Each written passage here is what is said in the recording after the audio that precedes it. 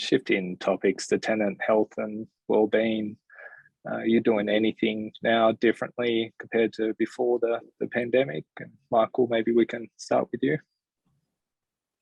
Yeah, I mean, clearly, the pandemic has accelerated many trends and shifts that were ongoing even before then. You know, the trend towards safe, secure workspaces that was there has been turbocharged. We've done some technical side of things in terms of air quality and some health initiatives that in some markets, particularly in Australia, would be considered standard. So things like defibrillators in the parks and so on, that probably was a standard in many locations years ago. That's something that it's prompted us to do that. We have always had a health centre on each of our business parks.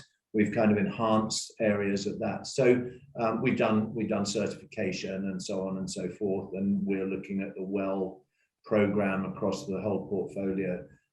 So I think for us, it's accelerated some trends that were there prior to COVID. Great. And Eric? Well, we run shopping centers, right? So we are just cleaning day in, day out, deep cleaning at night, and it's just part of the work. And in fact, I was asking my property management head director, you know, how is that, you know, is that a lot more work for your team? I said, yeah, but you know what, cleaning is part of the daily routine anyway. It's just a matter of cleaning twice a day, now cleaning 4 times a day or 5 times a day. And they do it, you know, willingly. I guess one thing that we had problem with was when the 5th wave hit us most hard about a month ago, a lot of our staff were sick. So a lot of our staff, our contractors, were either infected and sick and had to stay home, or members of the team had to be quarantined because they were close contacts. So then we already had contingency plans, team A, team B, team C even.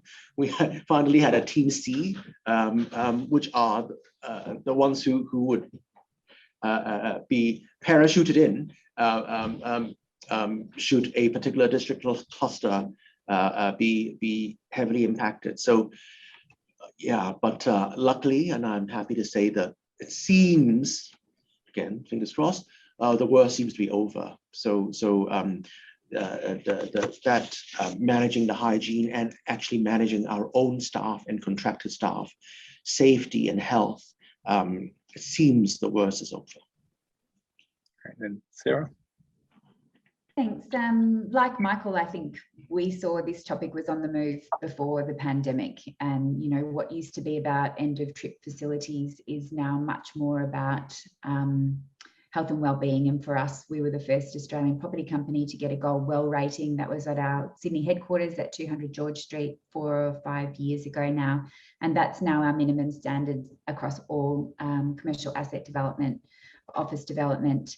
I was just last week in our new development at 477 Holland Street in Melbourne, where I live, which has a platinum well rating, and you stand in the middle of one of those assets and it feels different. The air feels different. It feels like, you know, a healthy and open place to be. And so I think about what's that value, you know, what's the value of feeling like that for our customers. And we've gotten really great feedback, even from our own move, you know, moving into 200 George Street as our Sydney headquarters. We as an organisation saw a 35% improvement in health and wellbeing and productivity, which was attributed to the fit out and to the well rating.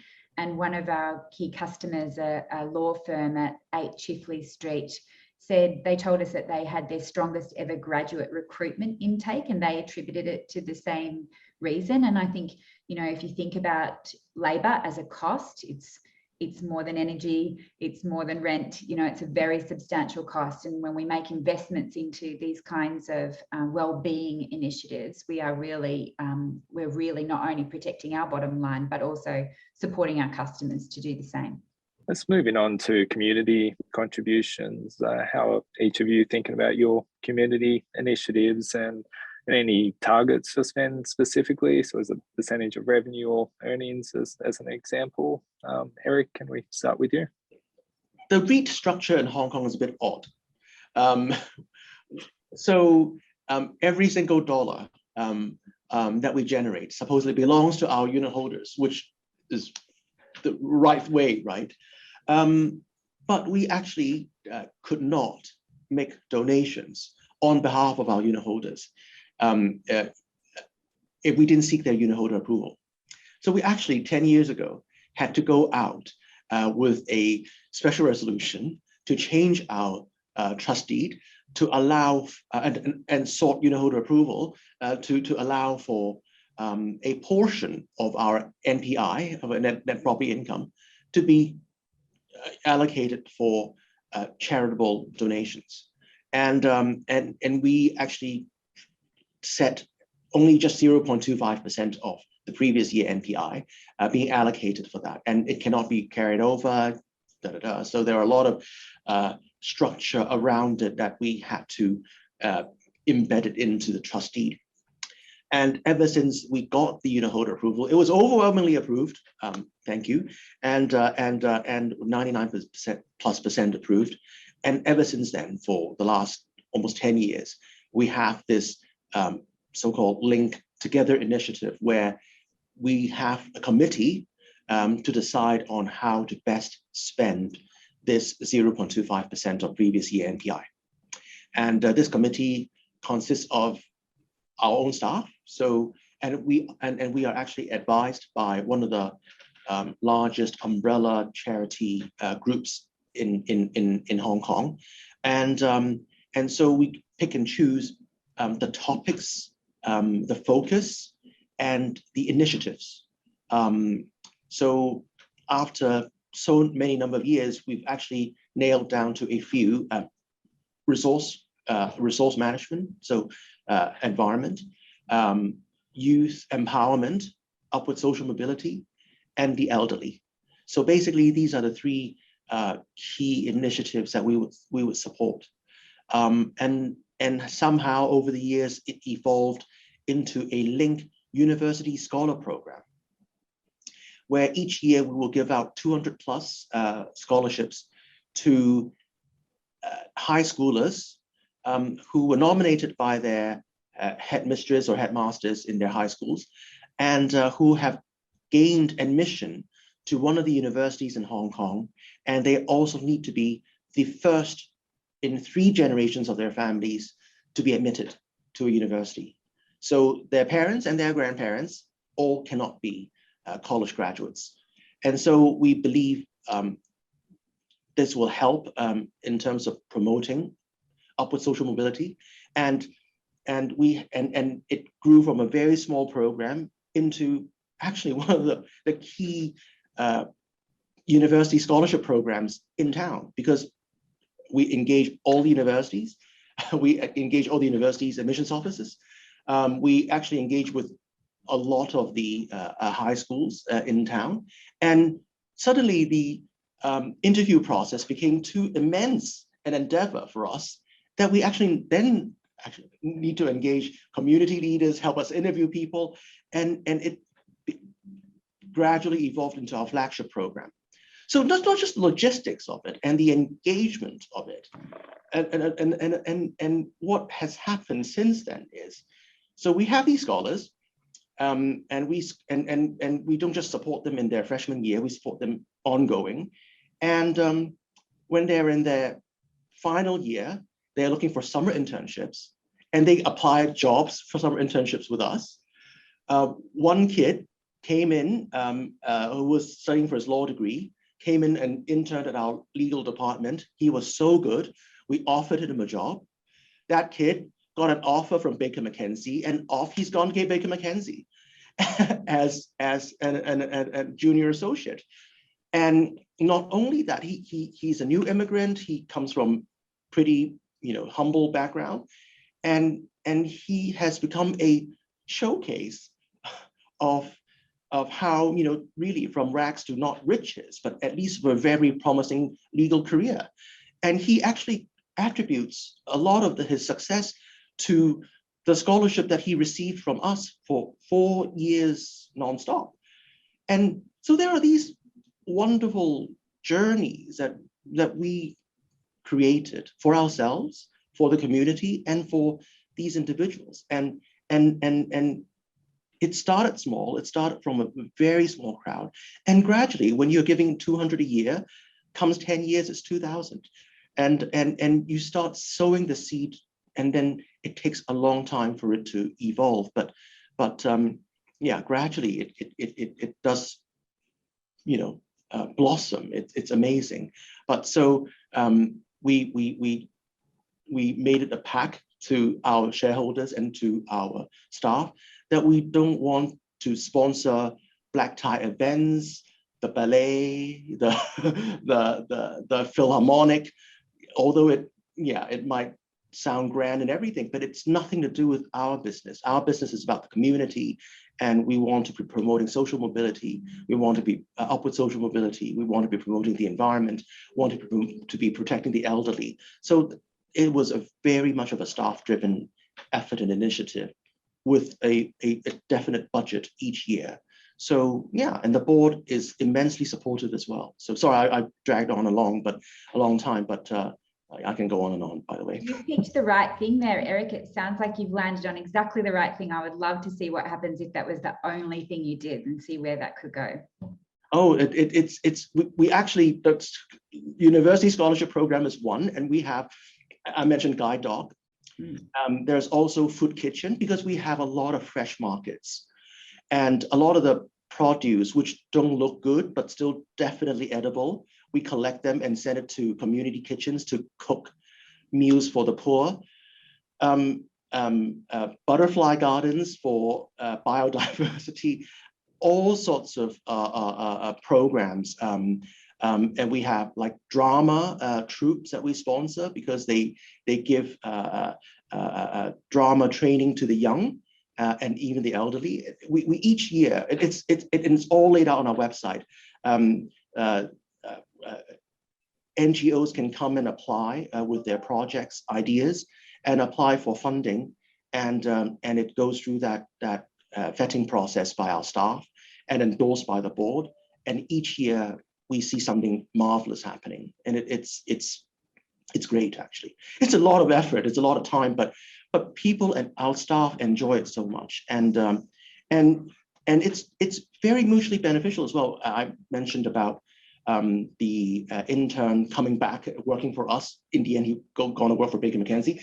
Fine. And then we sponsored the dance troupe. Dance troupe started performing in the weekends in our shopping centers. So we gave them the opportunity to perform. They provide our tenants and our shoppers entertainment. We are brainstorming ideas to create something, just 1 + 1 more than 2 equals 3 or 4. How about we jump to you, Sarah? Thank you. Yes, we do have a target for investing in the community, and we have diverted about $33 million in the last few years in that direction. We're conscious that you looking at us need to be able to compare apples with apples. And so we have that spend verified by independent third party, which used to be called the London Benchmarking Group, is now called Business for Societal Impact. It's been going for more than 20 years across the world, and they set up, sets of definitions around what can be called community investment. And for us, a lot of our spend in that way goes in social infrastructure, which we put in upfront, well in advance of when we would need to in project development. So, we're developing parks and social enterprise cafes and schools and libraries, and we're basically places where people can come together, and putting on events and bringing our volunteers to those events, and really trying to extend that sense of belonging, and offsetting the risk of social isolation and loneliness by bringing people together in that way. And what we know is that we have anecdotal evidence across our projects that that kind of activity has an impact on rates of sales. It has a positive impact on revenues. It means that we are taking market share from some of our competitors who might not have that kind of amenity. So it's working for the community, it's working for the new community there, it's working for our project teams, and it's working in terms of sales. Some of the other things that we do, and I will just mention briefly, we match employee donations dollar for dollar, and in the last little while, much of the east coast of Australia, or some really significant parts of the east coast of Australia, has been absolutely devastated by floods, and some of those communities are facing flooding again right now. These are our backyards, these are places where we operate, our assets have been impacted, our employees, our communities have been impacted, and we made a commitment to have a minimum $100,000 donation to a very small charity who would, when they get a donation from a big company, it makes a difference for them, because they can then go and talk to others about how they got this kind of bigger brand involved and leverage that into more support. And as part of that, we are quadrupling we're matching employee donations by quadrupling them. So a really significant kind of signal to our communities and also our employees how important this is to us. And what gets measured what gets monitored and measured gets really matters. And so we do set those targets, and we are striving to kind of push through those targets all the time. We see the value to us. Great. And Michael, anything to add? Well, just to highlight, in India, there is under the Companies Act, there's an obligation for companies of a certain size to allocate 2% of their net profits to CSR activities. So we're very fortunate that us and most of our customers as large corporations have that obligation. For us, that meant last year, we just had the committee meeting yesterday, we spent 11 crores, which is somewhere close to a couple of $1 million, on initiatives that are qualified. But the other thing that we've done very successfully over the last 5 years is do what we call a corporate connect program. So it's like partnering with the corporate occupiers in our parks who also have that CSR spend. So I'll just give one example. Again, a different Australian bank who's a tenant of ours. We built 2 phases of a school together, where that bank, ANZ, contributed 60% of the capital cost, and we contributed 40%. And the school now has about 1,000 pupils. So it's very regulated here in India in a good way. There's only particular types of recipients of those funding you need to report up to the board and so on. But it's a really impactful way of making our contributions. And I just say, Eric, I thought your activities are really inspiring and fab. It's great. Also, Sarah, it's really nice to hear these great corporate initiatives all over the region. Can only second that. And sort of just moving on to sort of a harder and more subjective issue, just around quantifying the benefits of community spend and how that ultimately flows to the bottom line. And Sarah, I know Mirvac's done a fair bit of work and thinking about this in the past. Would you care to share some thoughts there? We have, and it is a very tricky, fraught subject, isn't it? We put a lot of effort into the art and science of measuring social return on investment. We conducted a study of 27 of our residential development projects and found that for every $1 we invested, there was $1.70 in social value created. But when we published the results of that study, we also very transparently, hand on heart, said we didn't have high confidence in those numbers. It's very, very hard. It's not a bulletproof science. And I think we were hoping that by now it might have evolved into something that was a bit more mature. We haven't seen that at this point. We've been thinking about a whole range of different ways of being able to measure impact and express the value that's generated. And I think where we're landing is to be able to paint a picture. And some of that will be quantified. So, third-party, independently verified community investment spend, social procurement. These are, pretty straightforward numbers that we can have validated and communicate.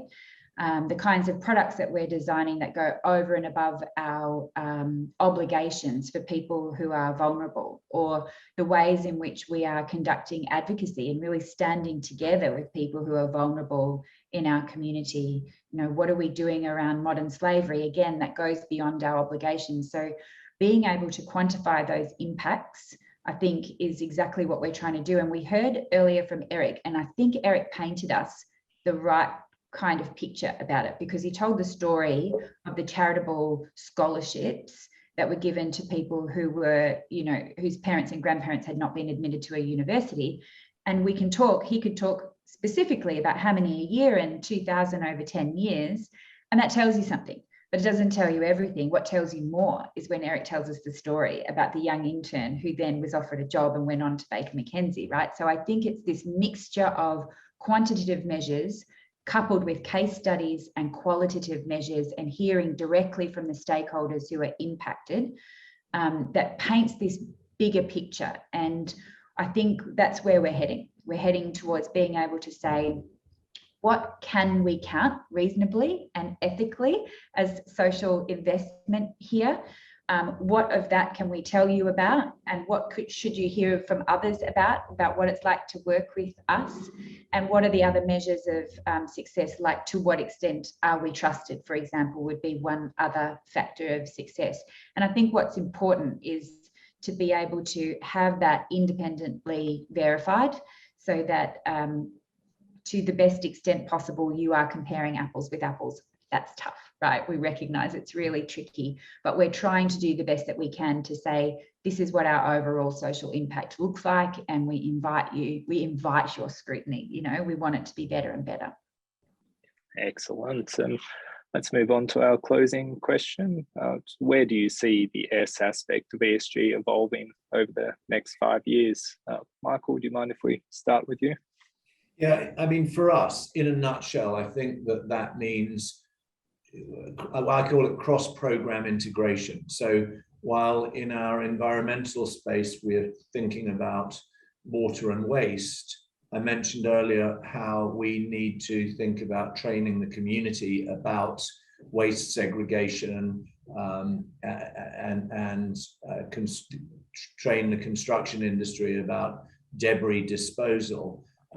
So that you're seeing multiple benefits from essentially the same action. So the same action has a positive benefit in a couple of our programs around environment, and it also has positive benefit in the community, so that you're getting, dollar for dollar, you're kind of getting more bang for the buck. I think that's where we're heading already. I think that will accelerate. Great. And Eric? Thanks, Dane. One thing that we've been trying to push for is, in so far, green finance is obviously a very hot topic, which we're talking about S here. We're not talking about E, but how Link sees it should be sustainable financing, not just green financing. And so what we've been doing green financing since 2016.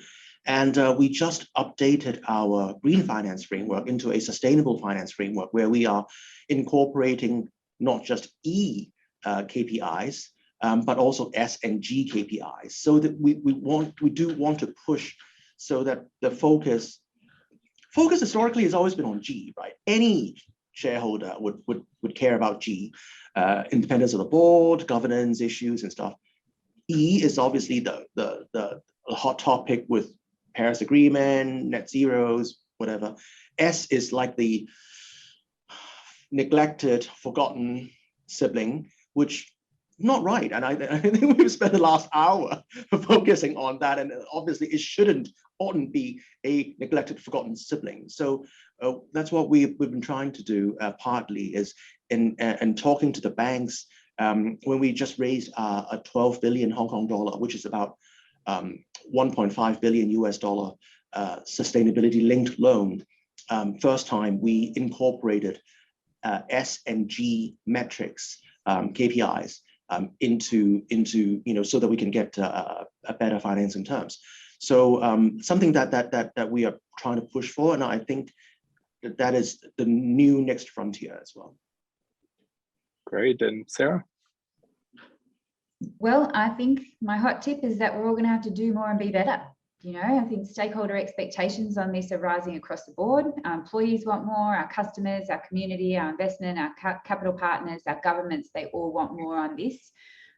We look at the Edelman Trust Barometer, which is a global study, and we look at the results in Australia, and what we've seen there is that employers are the most trusted category. So people trust their employers more than business as a general category, more than government, media, or NGOs, and they are increasingly wanting to see their employers take a stand on social issues. I think you can imagine I'm pretty delighted to see that kind of response. And we were talking recently, Dane, about how we can see in some studies that the S, the continuous and sustained outperformance in the S, is the strongest driver of outperformance of the share price out of the E, S, and G. And so I think we are going to need to do more and be better. I think we are going to all need to pay more attention to measuring what we do and being able to verify and validate what we do. And I think that the other aspect, which is going to be absolutely critical, is something that I mentioned earlier, which is that it's going to need to be done from a very authentic place, because as we've all said on this call, employees can absolutely smell it from a million miles when it's green theatre or green wash, you know, as it relates to the S. And it's going to need to come from a very real place from within the organisation, from what we know how to do and our particular skills and expertise, and what the interests and values are of our key stakeholders. Great. Well, thank you, Sarah, Eric, and Michael. It's been a really helpful and insightful session today. Yeah. Pleasure. Thank you very much. You.